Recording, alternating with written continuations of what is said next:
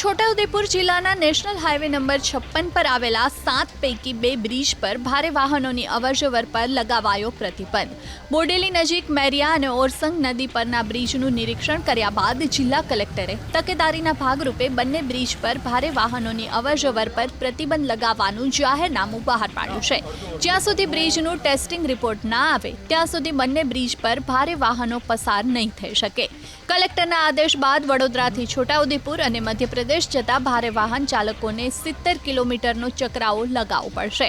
બંને બ્રિજ પર ભારે વાહનોના પ્રતિબંધથી ખેડૂતોની પણ મુશ્કેલી વધશે। કેળની ખેતી કરતા ખેડૂતોને ખુદ કેળા વેચવા જવું પડશે તો વેપારીઓનું કહેવું છે કે લાંબો ચકરાવો લગાવવો પડતો હોવાથી વધુ ખર્ચ થશે। કેટલાક સ્થાનિકોએ આરોપ લગાવ્યા કે ઓરસંગ નદીમાંથી રેતી ખનન થઈ રહ્યું છે। બ્રિજ પરથી ઓવરલોડ વાહનો પસાર થતા પાયા બેસી ગયા છે। આ અંગે વારંવાર રજૂઆત કર્યાનો પણ જિલ્લા કોંગ્રેસ પ્રમુખ શશિકાંત રાઠવાએ આરોપ લગાવ્યો।